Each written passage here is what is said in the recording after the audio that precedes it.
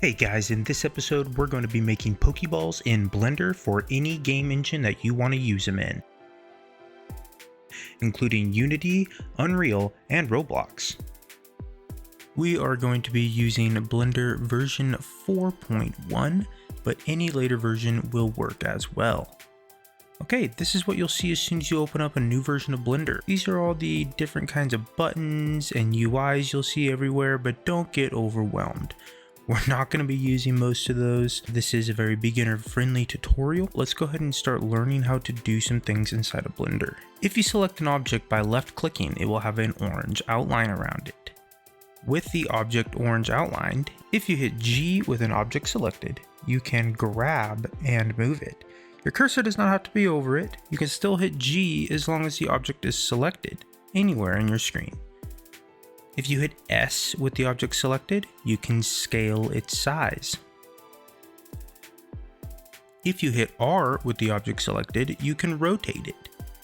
And you'll see that there's a little orange dot in the center of the object, and that's what we will rotate around. But we can constrain the axes by hitting G, Y, or GX, or GZ, and move it along the X, Y, or Z axes.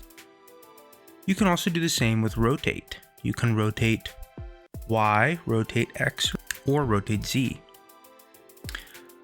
If you hit Shift and then A, you can bring up the menu here. If you go to Mesh, and then over on the side here, under the Mesh menu, you'll see all these options, okay? These are the mesh primitives that you'll select and use to build out kind of your object, okay? So we're gonna go up to Edit, Preferences, and underneath this search panel, we're gonna type in Loop, and enable loop tools. Very powerful tool that will allow us to do many different things to our mesh while editing.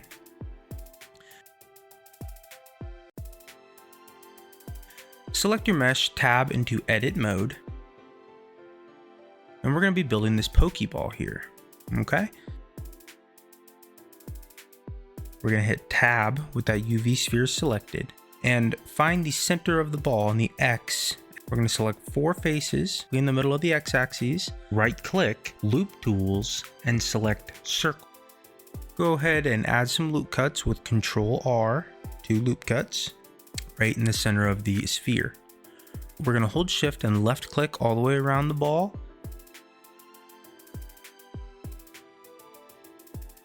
And the entire circle. Right click and extrude faces along normals. Then we're going to select only the center circle, hit I to inset, E to extrude, I to inset again, and E to extrude again. We're making the button that opens the Pokeball. With the faces selected, hit I to inset and E to extrude that button out. Next, we're going to select this loop around the center by hitting 2 in edit mode for edge select. Once you have the edge select, just as I do, you can hit Control B and you will bevel or split that edge. Okay, if you hit 3 for face select, you will select the inner faces.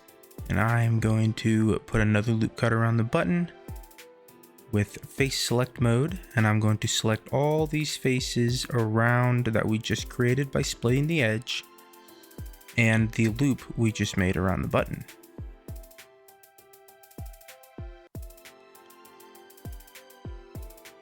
Right click and extrude faces along normals, and we're going to move them inwards just slightly.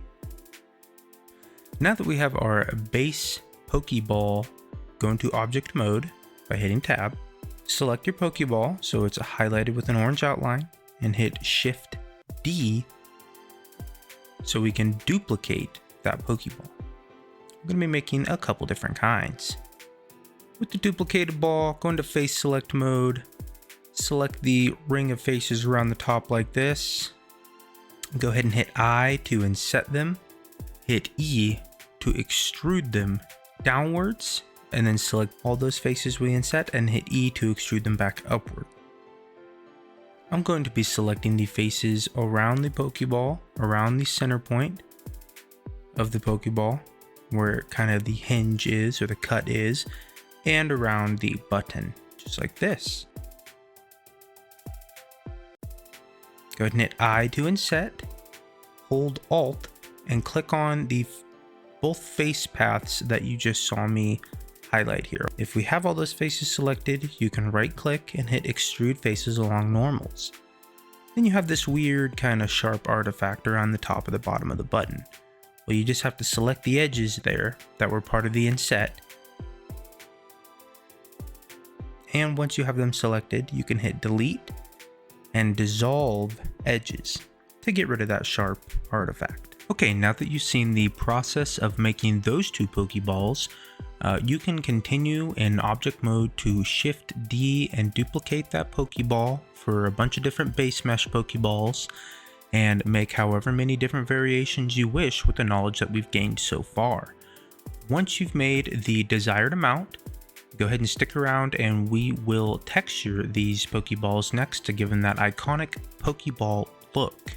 We're going to add in an HDRI so we can get some better lighting. If you do not have an HDRI, head on over to Polyhaven or any HDRI website and you can grab many HDRIs for free, and this is just so we can get some dynamic lighting around our Pokeballs. If you're making this for a game, then this step doesn't really matter for you, unless you want to see what it's going to look like with some decent lighting. Odds are whatever game engine you're using is not going to have the same lighting setup that this HDRI provides. Hop on up to render preview mode so we can go ahead and see some colors. On the basic Pokeball, I'm going to click the Pokeball. I'm going to go over to the material tab. I'm going to hit plus, new. I'm going to give it a red color.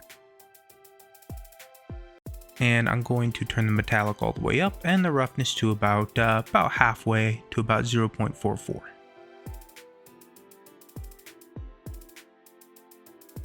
Okay, now that we have that done, we're going to go ahead and select all the faces around the center of the Pokeball, kind of where the edge or the crease is, and around the button. Hit plus, new, hit assign with those faces selected, and you will assign those faces the new color. We're going to make the color black. We're going to turn the metallic up fairly high, and we're going to turn the roughness up a little bit as well so it's not so shiny, because I want it to be kind of a matte black in the center there. Okay, and then I'm going to select all the faces on the button itself to open the Pokeball.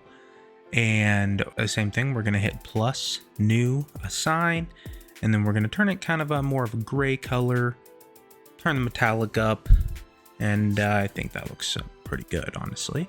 I'm just going to select the faces at the very bottom, hit Control and plus on your numpad until it selects every face all the way up to the middle point of the Pokeball. Plus, new, assign, and give it a white color, turn the metallic all the way up, and turn the roughness down slightly to something like 0.5. Okay, and there's a finished look for our original Pokeball.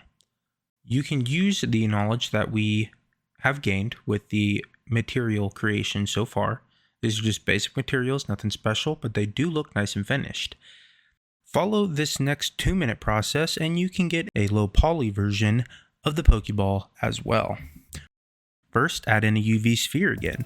Go ahead and rotate that UV sphere by hitting RY90 and hit enter. Go ahead and select the middle edge around the Pokeball as I did and hit Control B to bevel it again. You can go ahead and select this middle face, at I to inset, E to extrude, I to inset, E to extrude to get the button. Go ahead and select those lines that we made by beveling that edge and hit SZ to move them away from each other on the Z axis. Now they're a little wonky, so go ahead and select each line individually all the way around, hit SZ0, enter, and you'll straighten them all out if you wish. Add another loop cut around the face as you see me doing here. Select all of the faces all the way around and around the button. Right click and extrude faces along normals. Right click in object mode and shade smooth. Then all you have to do is add color to it like we did the rest of the Pokeballs, and there you go. You got your low poly version. You can apply this technique to all the other Pokeballs that you may have created, use some reference photos, and give them the desired colors. Thank you so much for watching. Like and subscribe for more content like this.